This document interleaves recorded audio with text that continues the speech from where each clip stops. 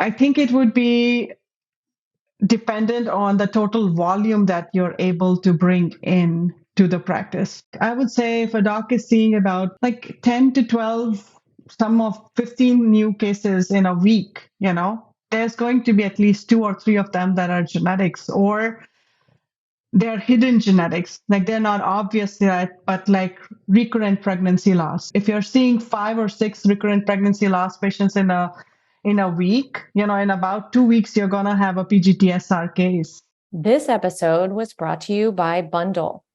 You may be able to receive a free list of financially qualified IVF patients across the US and Canada. Contact Bundle at bundlefertility.com/contact-bundle. That's BUNDL fertility.com/contact-BUNDL. Today's advertiser helped make the production and delivery of this episode possible for free to you. But the themes expressed by the guests do not necessarily reflect the views of Inside Reproductive Health, nor of the advertiser. The advertiser does not have editorial control over the content of this episode, and the guest's appearance is not an endorsement of the advertiser.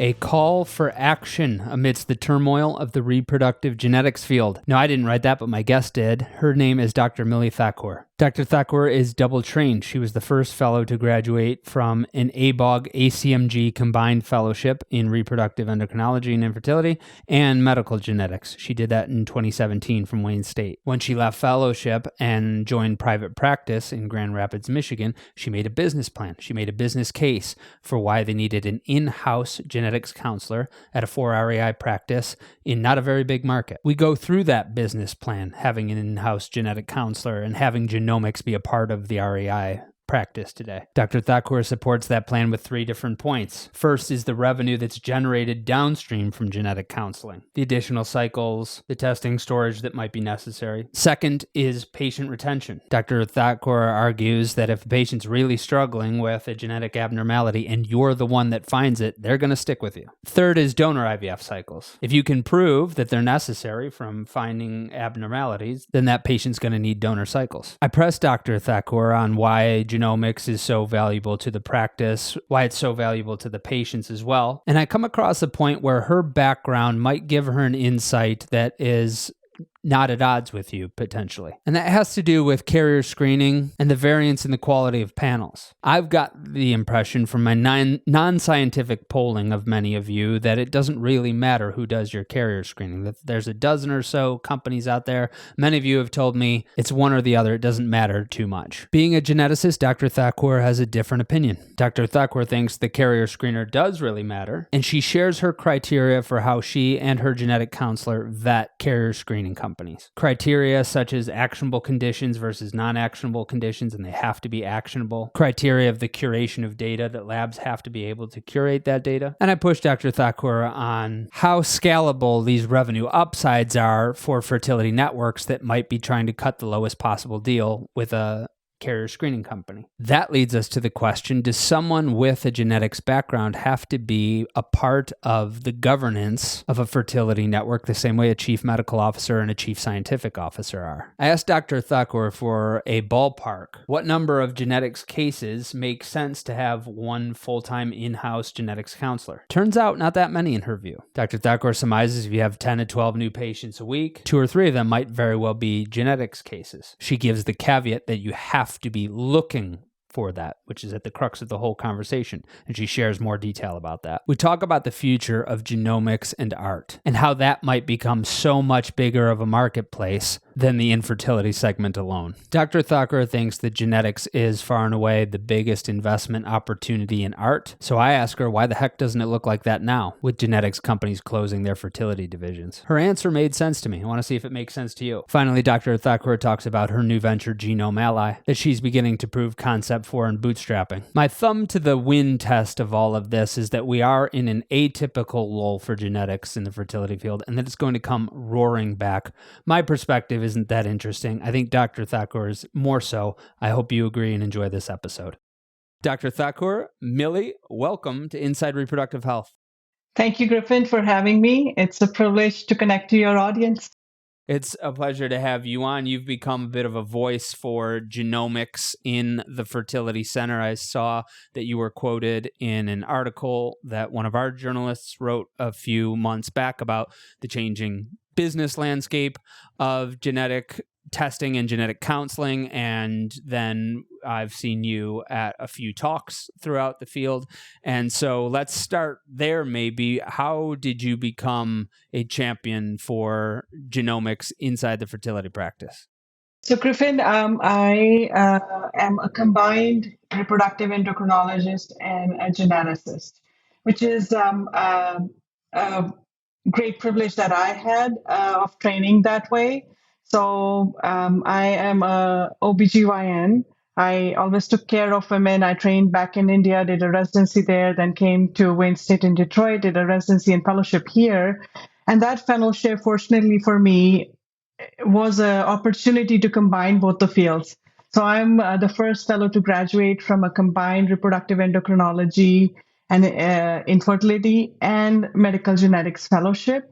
And that's what got me interested because I had a different perspective of both the fields combined together. So even though I trained in traditional genetics and I know how to do cancer genetics and pediatric genetics and genetics for neurological conditions, and I trained for it with my fellowship, I specialized in reproductive genetics. And because I'm a reproductive endocrinologist, I do IVF every day. That's part of my practice. I take care of patients from the infertility struggles and help them with both of these things combined together and merged, which is an amazing opportunity.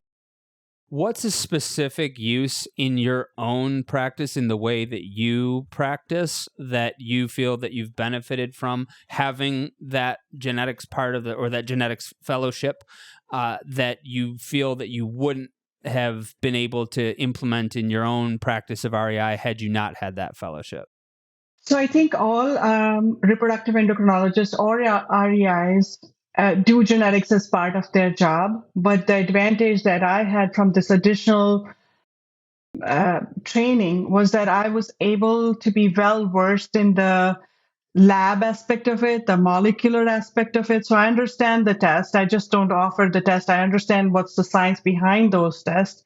And I am also able to take care of like complex situations that involve genetics. So because of our training, we during my training, I took care of like newborns who were diagnosed by the newborn screening program in the state of Michigan. So I've seen those conditions firsthand and how they affect children. So when a couple comes back to us saying that they have a child that's affected, I've seen the other aspect of it. So the combined fellowship helped me hone into a specific area. So it's not difficult for an REI to take care of genetics on a day-to-day basis. They do it all the time. Traditionally, it's been done. It's just I've been able to cater to a niche of patients because I understand that complexity, and it's easy for me to say, what needs to be done here and how to select a test. So there is this specialization that has developed based on that.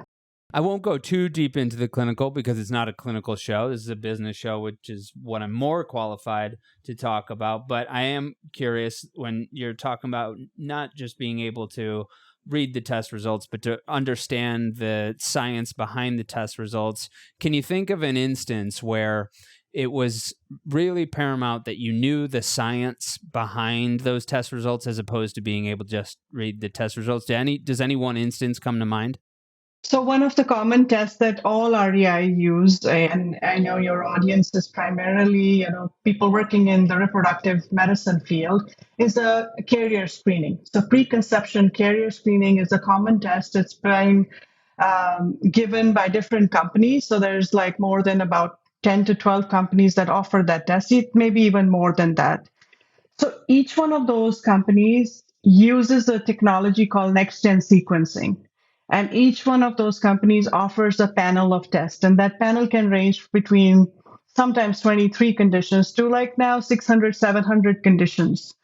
So what advantage that that additional testing brought for anybody working in the field of reproductive genetics is that I understand carrier screening testing from a different angle. Sometimes I and like colleagues like myself would be able to understand more than the medical representative or the salesperson who's coming to sell the test. So for an example, like for cystic fibrosis, when for cystic fibrosis is a common condition that we are carriers of, that test can be done by next-gen sequencing. Most labs are up to par in sequencing that gene and like looking at different spots on there. But then when a certain type of mutation comes through, there is another additional testing called 5T testing. So to be able to ask the medical rep to say, do you do 5T testing? Is there a reflex that we can do if needed? Same thing for like Fragile X. Do you do AGG repeats? And how is your curation of variants done? How often do you guys look back? So we have another stringent layer that I'm putting any test that I am vetting for my patients through.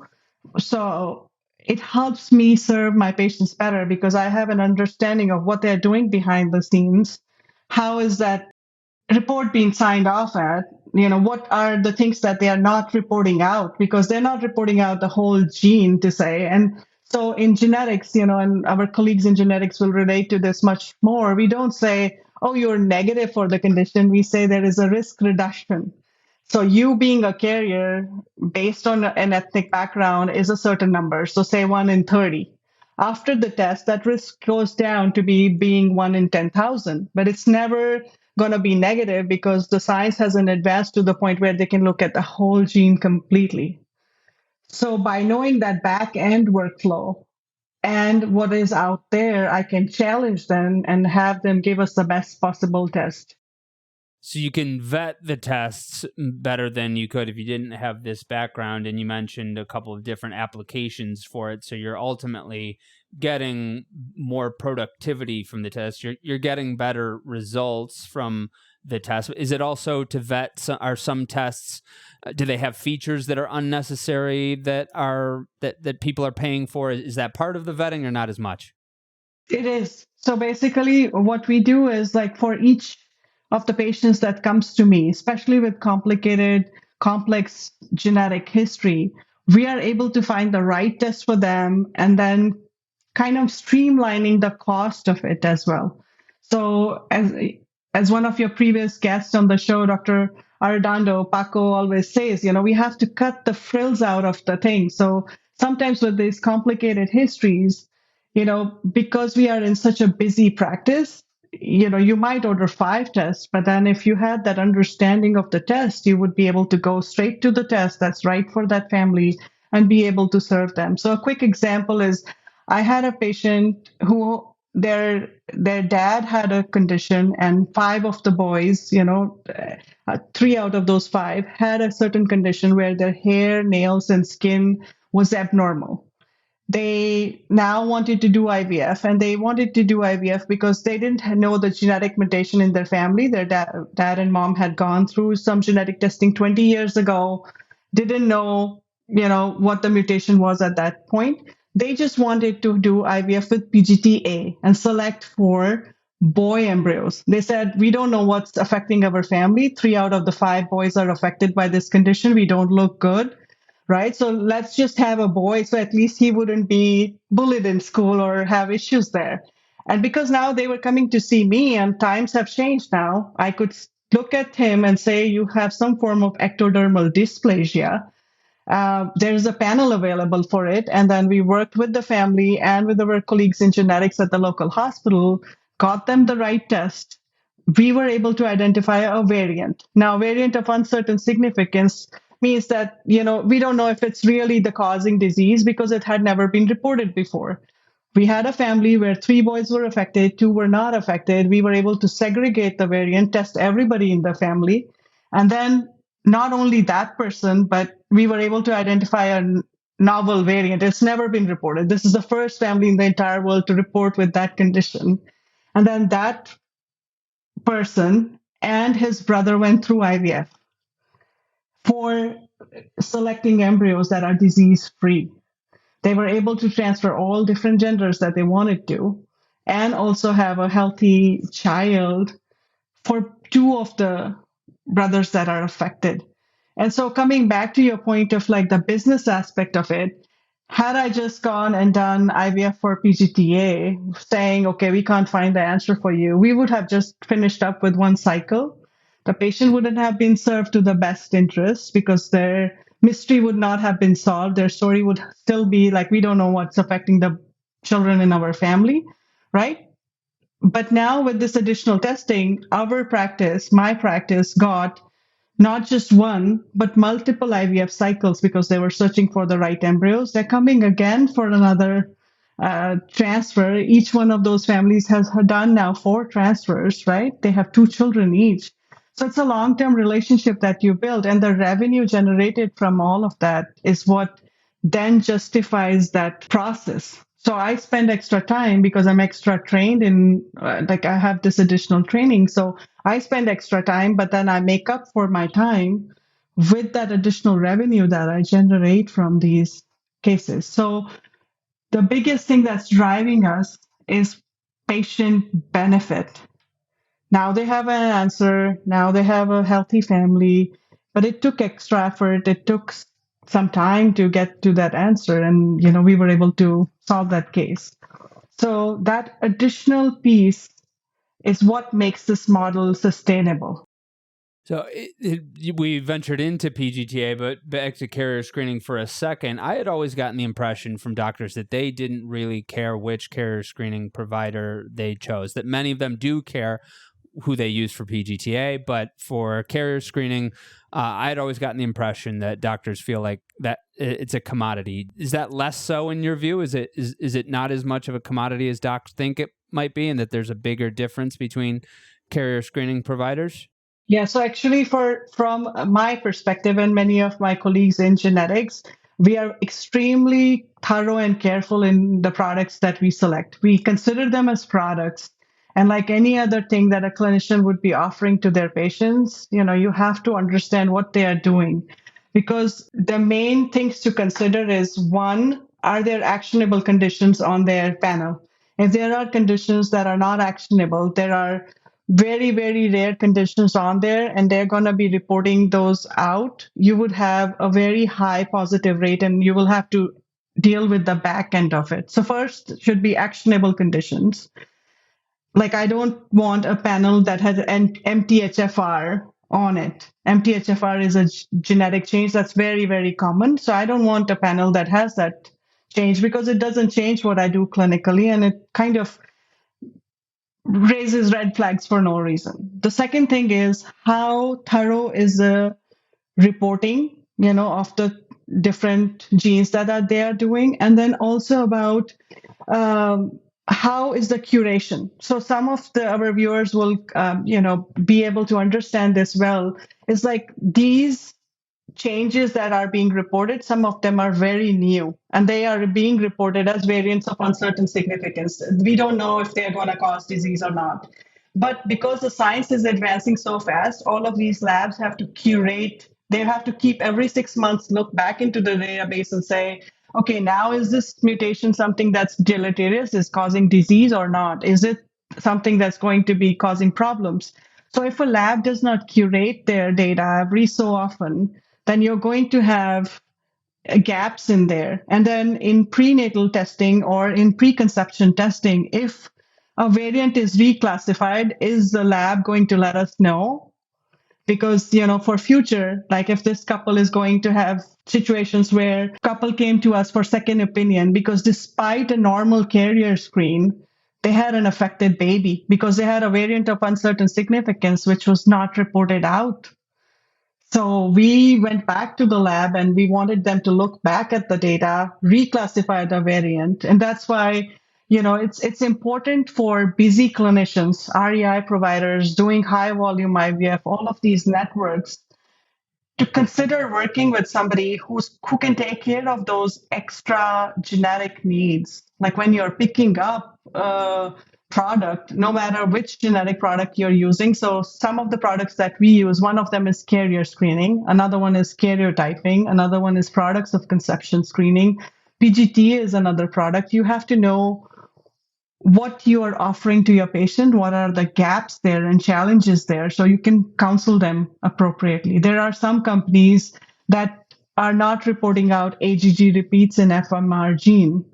So if you got somebody in that certain situation, then you'll have to request it extra. Versus there are some companies that will do the FMR gene, and if they found a certain thing, they will do the AGG repeat. So when the results come to you, you're able to say, yeah, this is something that's actionable or not actionable. So the complexity of it is being lost because of the volume that our providers are seeing. And you were at some recent conferences. There is this shortage of REIs. Like, all of us are doing a lot of cycles. So in all of that, the piece that a single test is playing is so small that it can be overlooked, and things can fall through the cracks. So there has to be safeguards put in place of, like, okay, which test are we doing? If we said to a patient, you are negative, and sometimes in practices that don't have that expertise or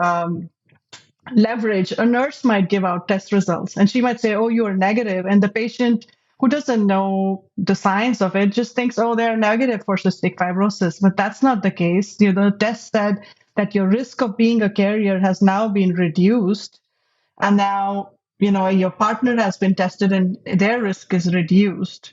That means there is still a likelihood, very, very small though, that something could happen to a child.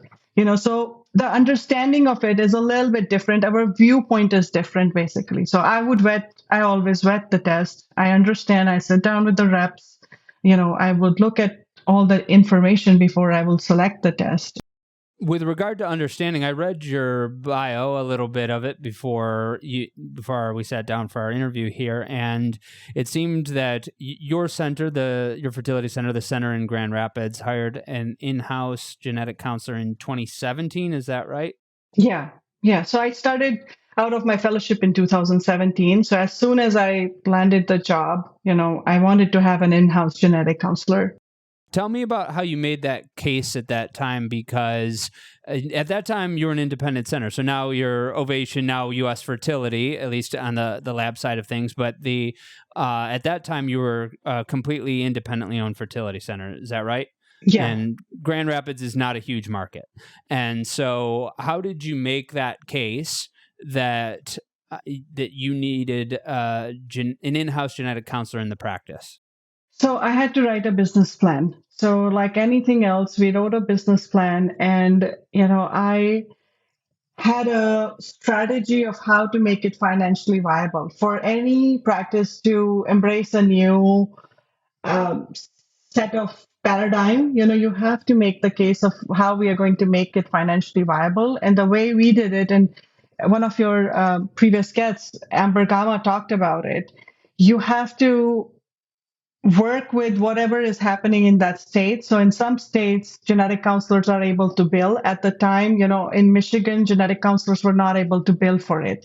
So the way I did the things was, one, in my mind, you generate revenue downstream from the genetic counseling. So if you are able to, number one is engage the patient. If somebody comes to you and you're able to provide the right service and engage them, you're going to have a better chance of them going through a complicated treatment. That's number one. The second thing is patient retention. If you've had somebody coming in for failed cycles and now you're able to do some genetic tests, you find the abnormality, the patient's not going anywhere else, no matter how long it takes. The third thing is, because of all the support that you have from a genetic counselor or that expertise that I have because of my training, you are able to have them go through donor cycles. Like if you found a genetic mutation and they now know that there's something wrong, they're going to do egg donor or sperm donor, and you're going to be able to engage them. So when I wrote the business plan, those are the avenues that we were able to do. And you wouldn't believe it. Like in the first 3 months of our genetic counselor working, we were audited like any other practice would audit their new process. And we were cutting even.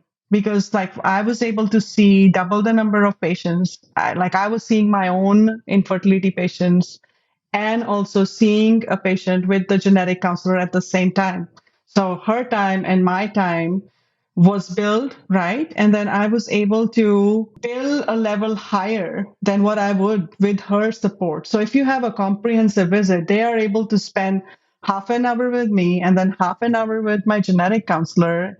We are able to provide the best possible care for them. We are able to solve some of these complicated situations, order the required amount of testing on that same day, and then I was able to bill a level 5 visit.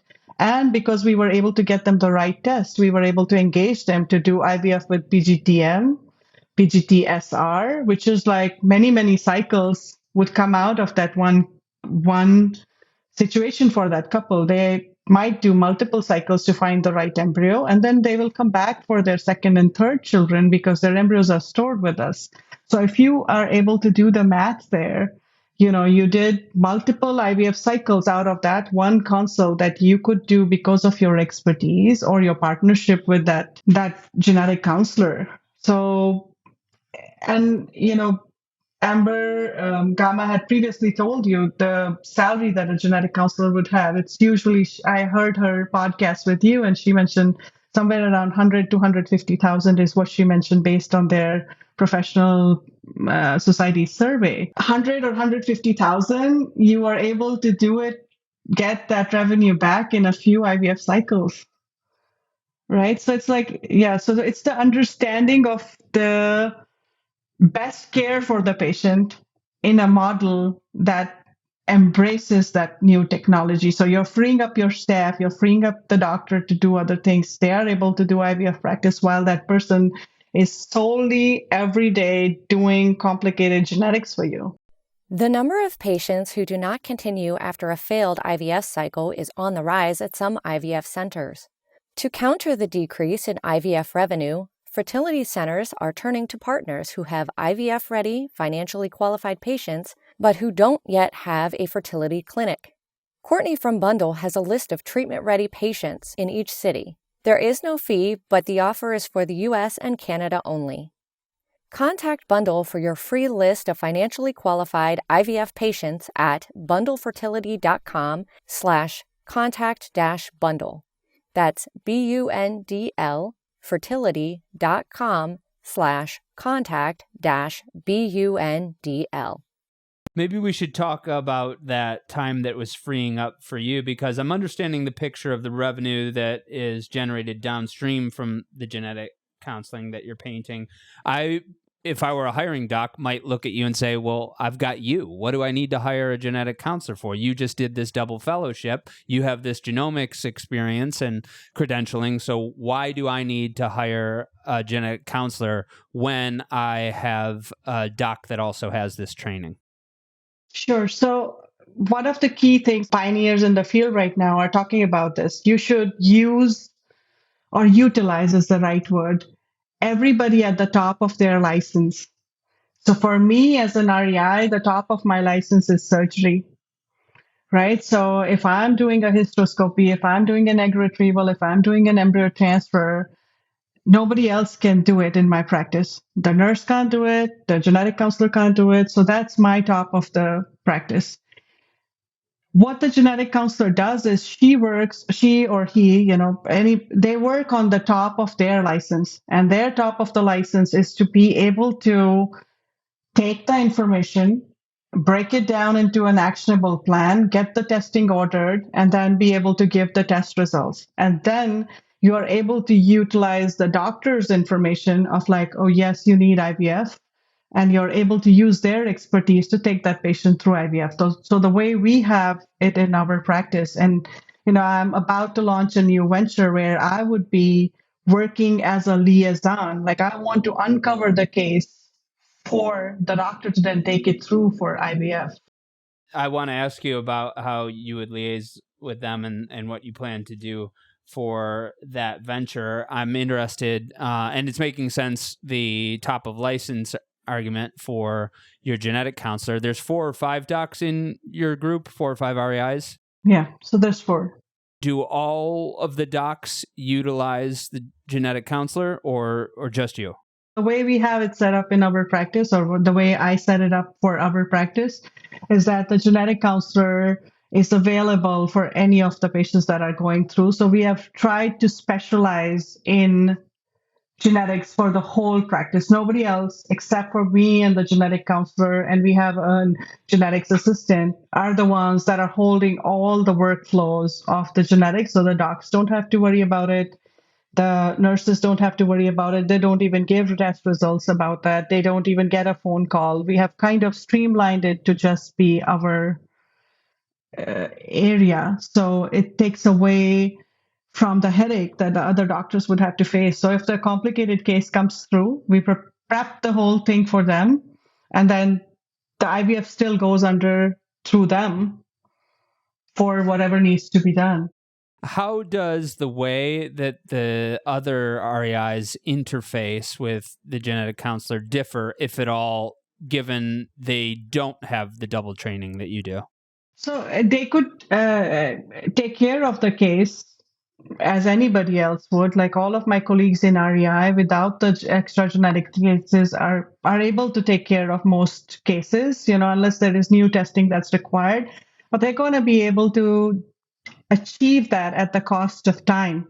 They're going to have to spend 4 or 5 hours per case, at least in our practice, 5 to 10 hours minimum to get that case to get through. It's a high stakes liability case when you're doing a PGTM case, right? Because they are not necessarily infertile. They're just coming to you to be able to have a healthy child. So it's a different kind of scenario. So that doctor will be able to still do it. They will be able to look up the mutation, go through all the history and everything, but then they're going to be utilizing the time. By having our model of like somebody specialized in genetic taking care of all of your genetic needs, you're able to free up that time. I prep the case. I see all my cases with the genetic counselor. I understand it. It's easier for me because I do that every day. I'm well versed in the technology and keeping up with the science of it. And the genetic counselor is part of a group of elite group of genetic counselors in the country. So she understands what is going on. We're keeping up with the science of it. We're able to prep the case, and then the doc can just meet with the patient and say, hey, go ahead and meet with our team, and they're going to take excellent care of you. We prep everything. And then they go see the doctor again and say, we have this is what we found and this is what we are going to do. Then you take them like a regular genetics case. And when it comes time to give results, again, after the IVF is done and the embryo's been tested, which embryo to transfer, is a very critical decision making. And it comes back to us. We meet with the patient, we give them the test results, and then you're back to transferring an embryo, which in REI's workflow anyway involves. So the doctors can rely with a lot of trust on our team and then get back to what they were doing. In the meantime, they're not spending extra time to be able to understand the new mutation or understand what needs to be done. Sometimes you have to call these genetic testing companies. Many of these companies have done more than 5,000-6,000 cases, right? So for 800, 900 disorder. But if like 901th disorder comes, you sometimes have to call them and say, is this something we can do for this family? So you're spending the back end time, which is being taken away by this specialized group. So what I'm coming to again is that there is this need inside of our field to recognize that genetic testing is here to stay. It's going to become more and more complicated. The technologies are evolving day by day. The doctors in REI can lean on a group that is going to be just doing genetics all day, and they're keeping up with all the things and vetting the different tests and the technologies that are coming through, and then do what they do best, which is patient care. So they're not like worried about, okay, did it get documented in the chart that a certain embryo should not be transferred or should be transferred, right? It's like a busy practice for most of the REIs that I know about, and they shouldn't be burdened with something that they're not doing every day. These cases are special cases. They require a certain amount of focus that has to happen. So I'm seeing the focus that's necessary and the support that's necessary from the genetics counselor, and even the revenue upsides that can come from it. I want to push a little because as we talk about scaling, I imagine that this is the people who do the scaling, what they think about in that, okay, so I buy your case for a genetic counselor. I see the revenue upside. I see how much they help the doc. Why in-house, though? Why isn't this something that we can outsource, that we can do via telemedicine, that if we've got a network, we can, maybe we've got 100 docs in our network across the country and we have 4 or 5 genetic counselors. Why is this something that has to be in-house in your view?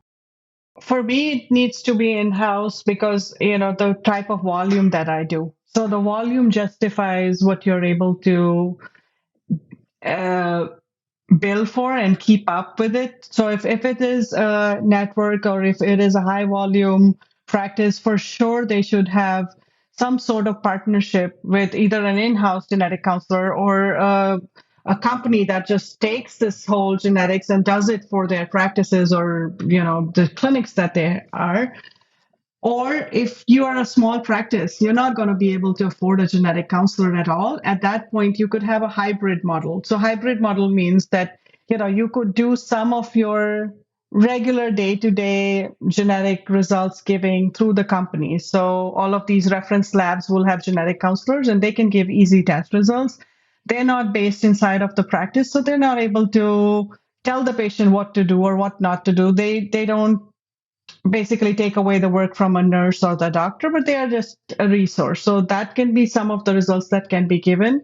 And then you could have a group of practices sharing a genetic counseling service, a telemedicine genetic counseling service. There's a few of them right now, and a lot of people are leaning on them after what happened in the IVF field with some of these big tech companies, genetic testing companies, entirely dissolving their fertility units. There were no genetic counselors available for a short period of time. So telemedicine companies took on that extra work. And then if you're a big volume practice and you're able to uh, justify a genetic counselor, you should have some partnership with either an in-house genetic counselor or through a company that takes on that work for you and not worry about it because the revenue will be generated in no time. I have no doubt about it.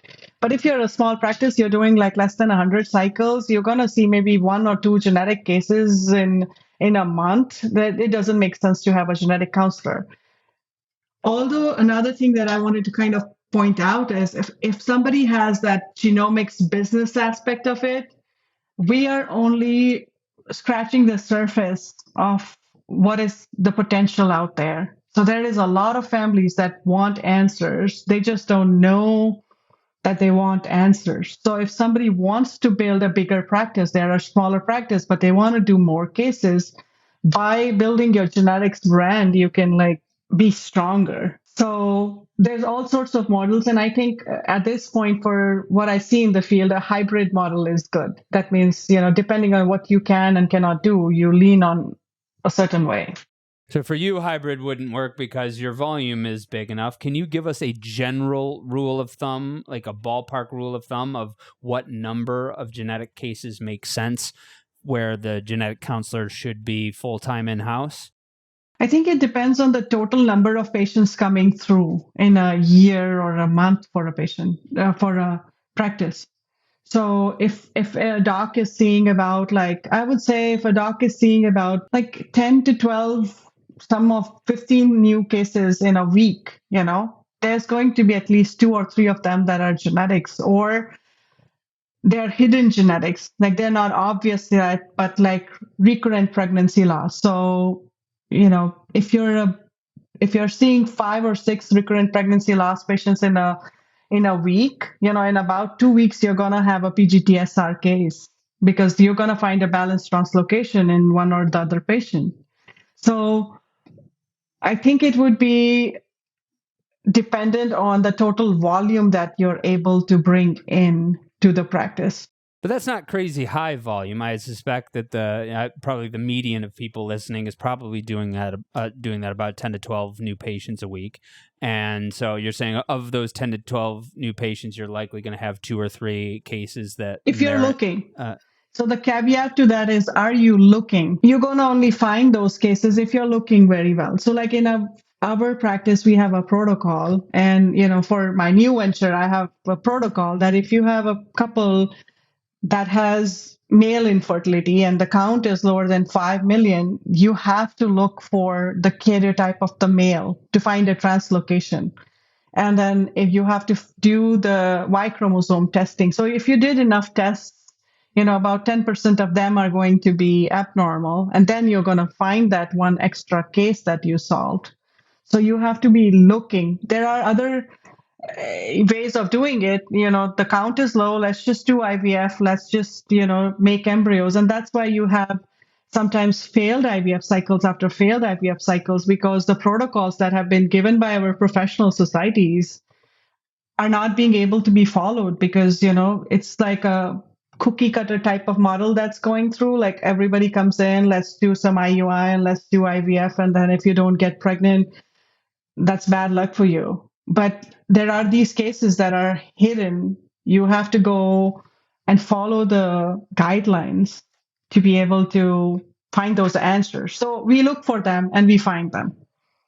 And then because of our relationships with geneticists in the area, just because of my interest and my expertise, we get direct referrals. So I don't find PGTM cases based on carrier screening alone or male factor testing alone. I get direct referrals. So people will come to me and say, we just had an affected baby who's in the NICU, and this couple is thinking about another baby in 2-3 years. Can you see them? So we are getting these other referral cases, which right now most practices, and I've talked to all the big networks mostly, about what they're doing. There's no process right now of capturing those cases, which, by having that genetics specialization, you're able to get those relationships. And then another thing that we have kind of leveraged quite a bit is oncofertility. If you have relationships with oncologists in the area, you're going to get to serve patients who have a genetic mutation for cancer. And then you're able to do IVF procedures for them, whether it be like egg freezing or it be sperm freezing or it be, embryo freezing, and then embryo freezing with genetic testing for those. So you have to, genetics is an all-encompassing thing. Like it percolates different areas. So male factor is one, pregnancy loss is another one, cancer is another one. We capture them from all different areas. And, we are able to bring it to the forefront. Sometimes the patients don't even know they have the issue. And now the whole plan is changed. So sometimes they will come for like, okay, male factor infertility, we want to do some IO. But then you find something and you show them and say, this is a condition that, could affect the children, and, we can test for it. And then you change the plan to an IVF plan. And part of the all-encompassing of what you're talking about is being used in ways that are applied beyond infertility cases, but simply for anyone that wants to avoid a genetic disorder, using genomics as part and using ART as a means of how they have their kids. So I want to talk about that broader market implication. I have one last question on the carrier screening that I can think of, because you've made the case for a certain volume where it makes sense to have a genetics counselor, where you've made the case for the revenue streams that come downstream from that you generate with genetic counseling. You talked about the patient retention benefits, and you talked about the donor cycles.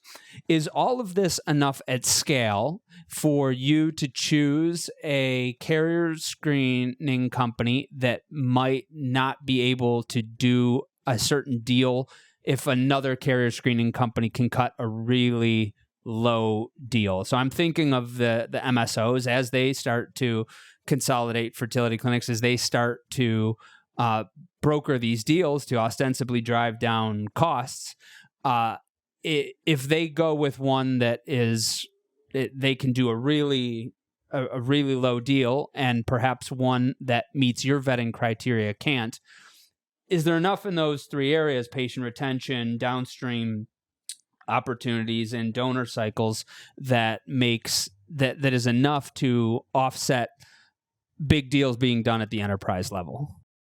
So the point of the whole discussion at this point, Griffin, is that the experts in that field should be part of the decision-making process. The reason being that if a non-clinical person takes the decision and makes it a low-cost test, is available to everybody, and everybody is bound to use that test, then at some point it's going to be affecting in an indirect way. So what I mean to say by that is, if you have a non-clinical person somehow cut a deal without understanding the test and its implications downstream, there could be an error that can happen, or an oversight that can happen, and then that one or two cases would suffice for like a huge liability. And that's why all of these clinical decision making, especially in complicated areas. So some of the complicated areas that I see in IVF or infertility care as such, one of them is genetics. It's like really, really multifaceted, complicated. There should always be a person with specialized genetics training, be it like an IVF doc with genetics training or a genetic counselor who's trained in that field, be part of that decision making. They should be sitting on the table and saying why or why not we can do that. Let's zoom in on that for a second, because I think that might actually be more at the crux, because it could be a clinical person that makes that decision. It could be the chief medical officer who is an REI. I've had multiple REIs to me say they don't care who their carrier screening provider is, that it's all the same to them. And so does there need to be something in the governance of a large network where genetics is represented, or is it simply the case that the docs and the genetic counselors with that experience need to make that case to their chief medical officer? Or do you think there needs to be something baked in to the governance of an organization where there's more consideration of genomics? So the way I see it is, like in any organization, the head of the organization or the decision making, they have advisors. So a good example is the president of the United States signs off on a lot of things, but they have like NIH chief as being their advisor who sits with them and says why or why not they should be doing something, or they have a surgeon general. So if a chief medical officer or a CEO is going to be taking those decisions, they should have a clinical genetics trained person when they're saying yes or no to a certain company, and say why or why not. Because if you're going to have, say, $5 difference between, which is like what is happening in the field right now, genetics is becoming less and less expensive right now, and it's going to be available. There's a $5 difference, but there is a huge difference in the clinical strength of the test.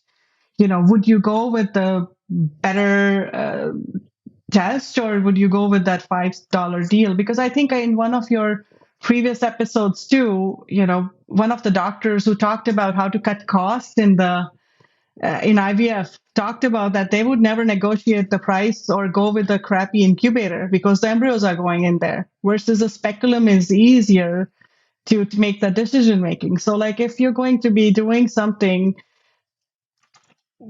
and taking a decision about it that's binding to multiple clinics, you should always have an advisor. So, I've been an advisor to a lot of those experts that are taking the decision in multiple different categories, and that's the way to go. Like you could have somebody who can give you advice and tell you what's happening in the field and why not that thing should be happening. Because when a non-clinical person or a clinical person who's not an expert in that area takes the decision, they don't know, what they're saying yes or no to. And the drug reps sometimes don't know. I've had multiple instances where myself and our genetic counselor is the one who's telling them, can you tell me this? And then they'll say, oh, let me find out from the genetic counselor in our lab. They would probably know better as to what is happening. So the salesperson is doing their best. They're not clinical people, they're not doing genetics every day. They are selling the genetic test, but their education is in marketing or in sales.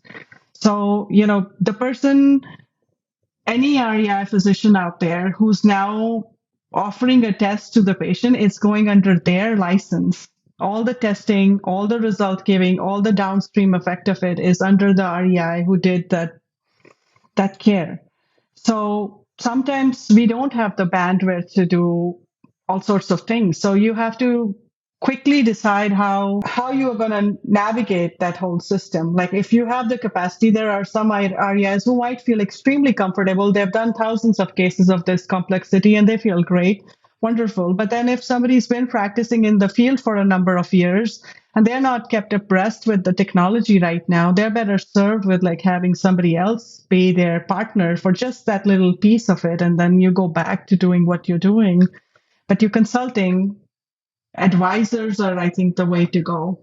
I don't think any of the networks would want to take decisions on a clinical thing without consulting the right expert for anything. Like if I wouldn't set up an IVF lab without an embryology lab director, like I don't know what happens inside of that place, right? I'm going to have an embryology person, a PhD in embryology, sit by me and tell me, and then we can do it together, right? If I was opening the door for a new test to be brought into the system, I would want to know, what does the test do? Why is the cost higher than the other company next door? Like, what are you doing extra that the other person's not doing? And they can like tell you, they very well, the salespeople would exactly be able to pinpoint the difference. And then you say, is the difference like something that's just a frill?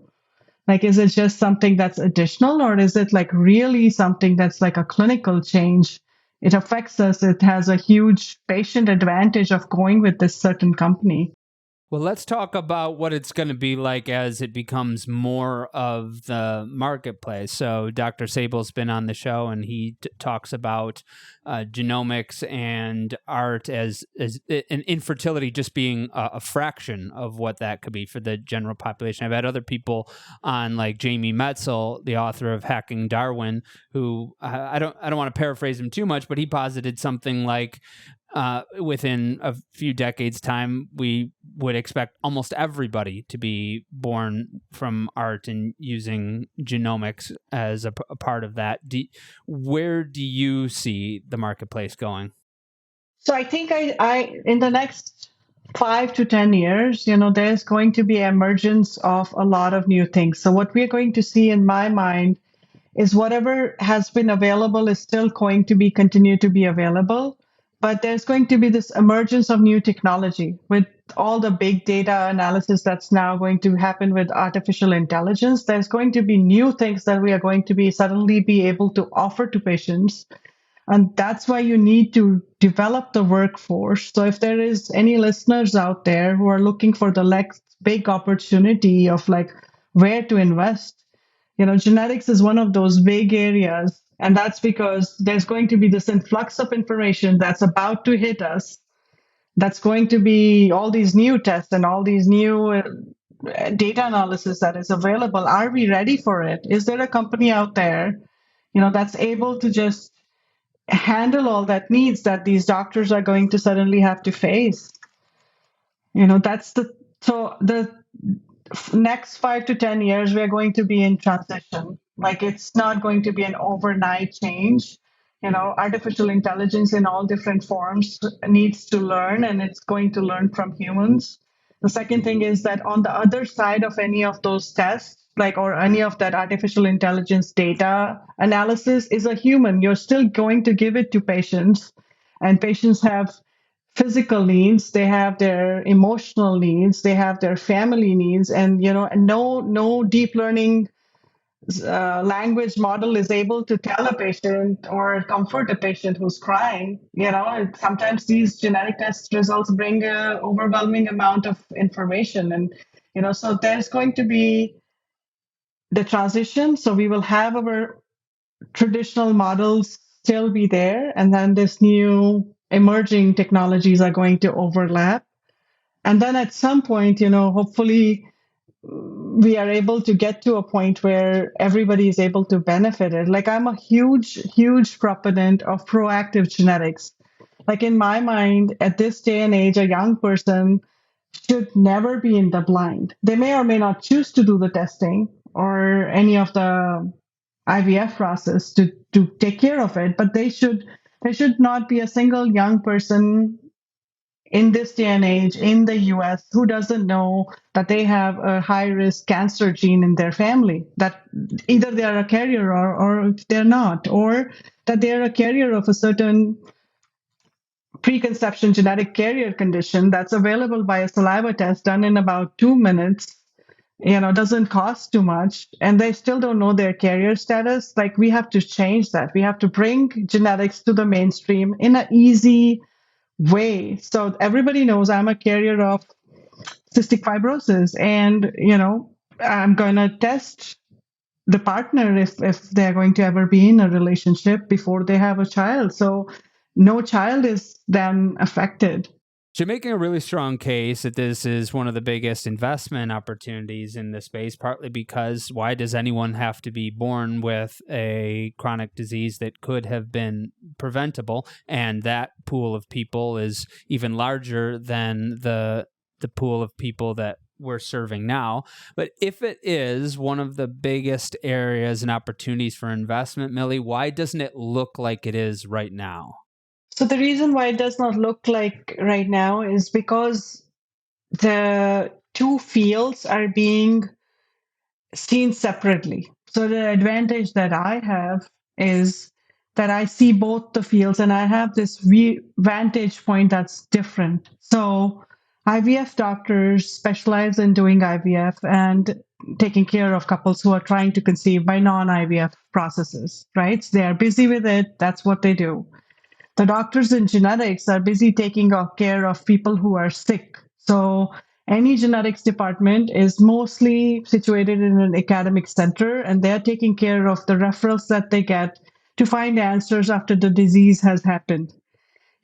From my vantage point, though, there is this huge gap in between those two specialities that can be filled. So if there is somebody out there who's able to uncover the risk for individuals who are not sick yet, we are able to prevent the disease from happening and also be a partner to the IVF practices for something that they're not even getting a referral of.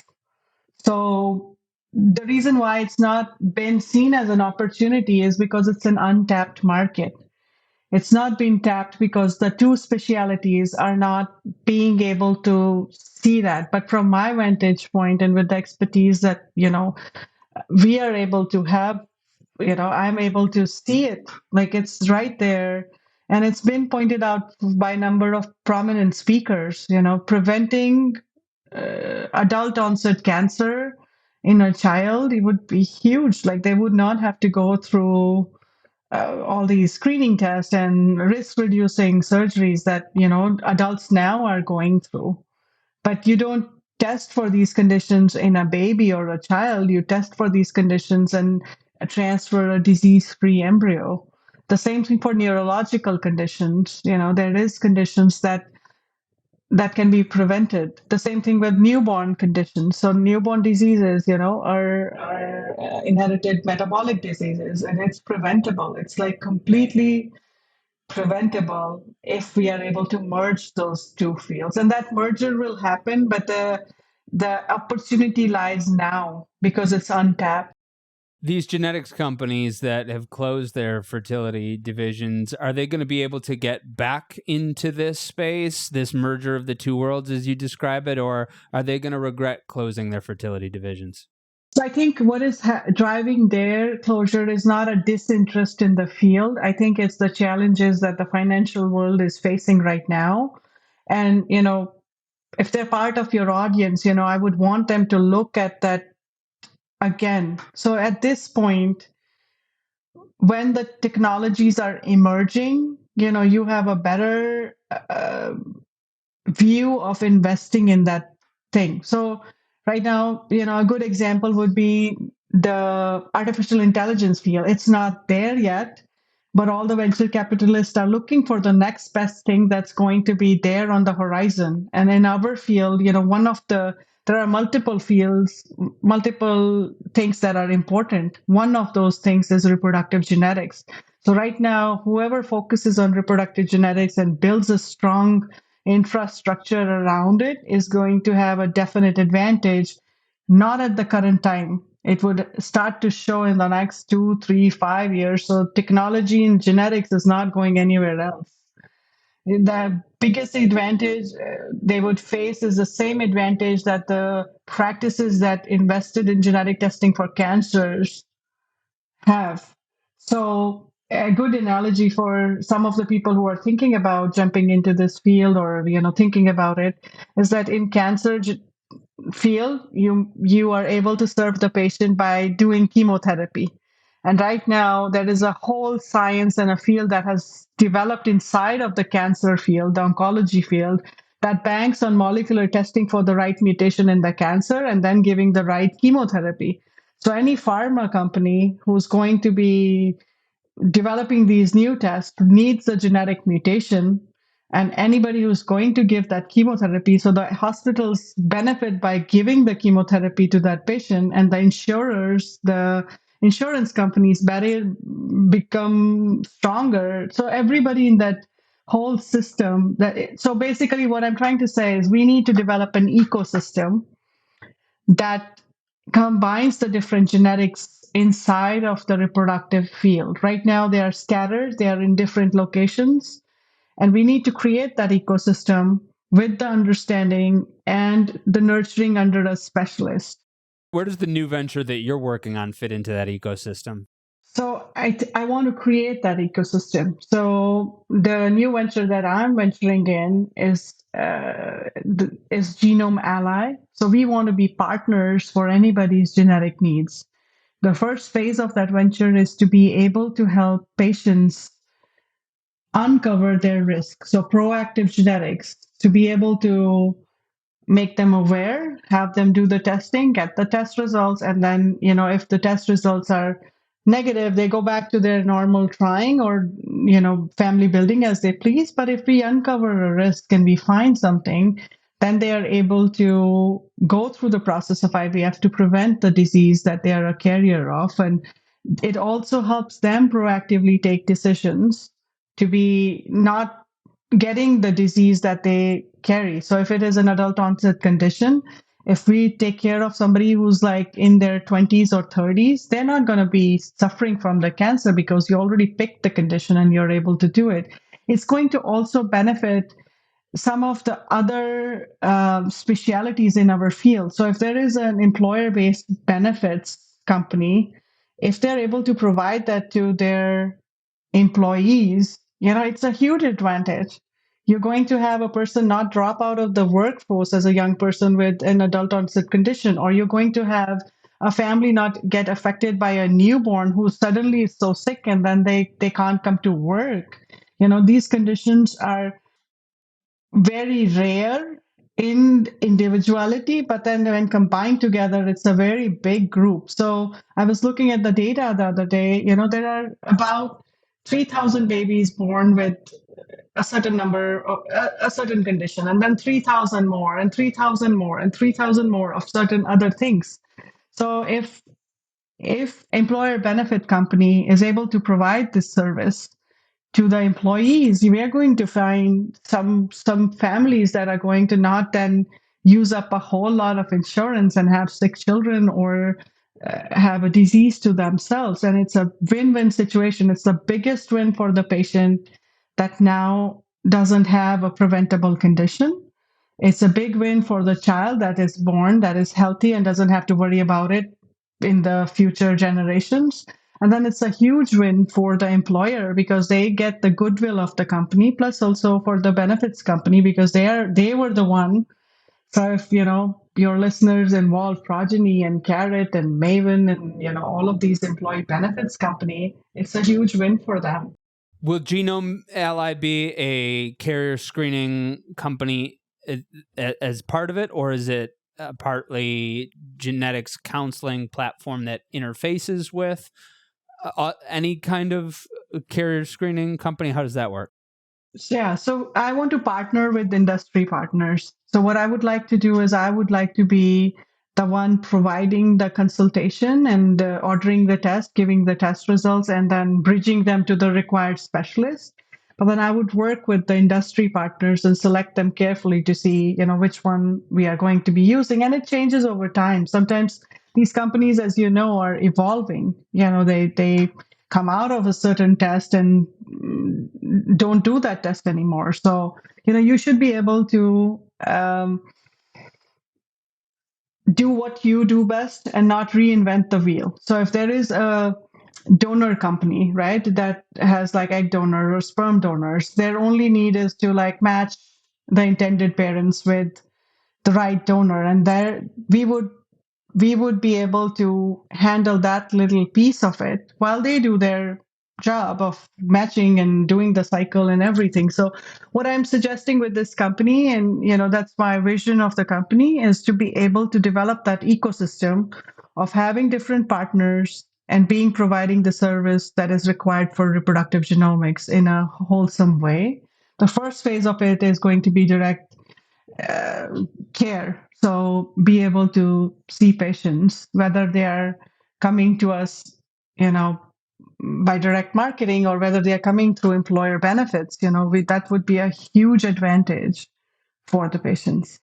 How far along are you with this venture? Are you just proving concept right now? Are you raising money? Are you selling any early stage customers?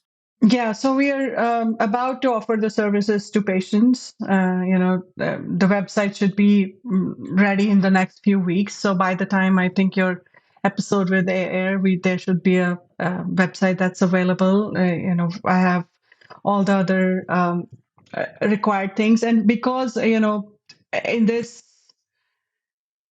day and age, you have to be ready to scale up pretty quickly. The scalability, I might consider investors at that point, but right now, I just want to take some patients through end to end to be able to, be in the know of like how the whole system works.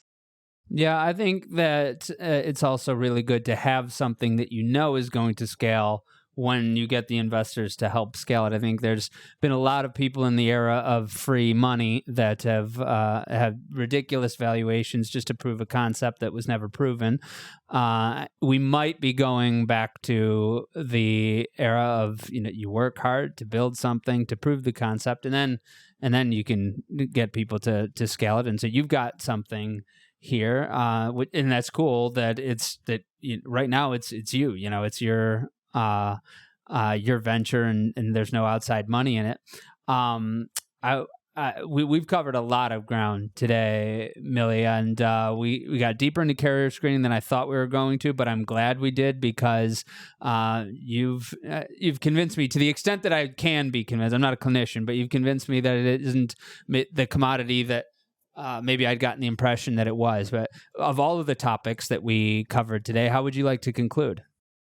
So I would like to say that, in your audience, there are different type of stakeholders, and they all have like a different vantage point of the field. For reproductive genomics, at this point, we are at a point where there would be a lot of emerging technologies.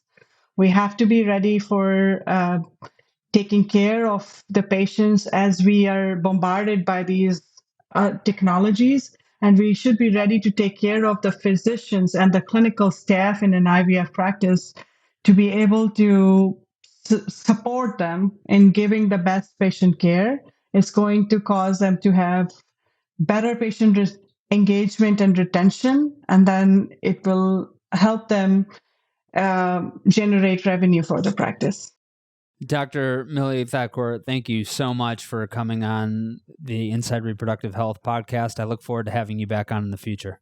Thank you so much for having me, Griffin. This episode was brought to you by Bundle.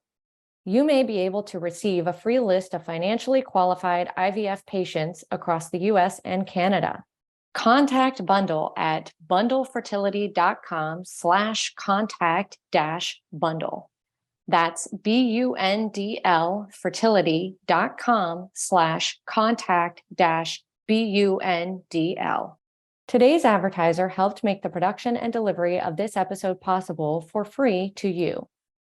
But the themes expressed by the guests do not necessarily reflect the views of Inside Reproductive Health, nor of the advertiser. The advertiser does not have editorial control over the content of this episode, and the guest's appearance is not an endorsement of the advertiser. You've been listening to the Inside Reproductive Health podcast with Griffin Jones. If you are ready to take action to make sure that your practice thrives beyond the revolutionary changes that are happening in our field and in society, visit fertilitybridge.com to begin the first piece of the fertility marketing system, the goal and competitive diagnostic. Thank you for listening to Inside Reproductive Health.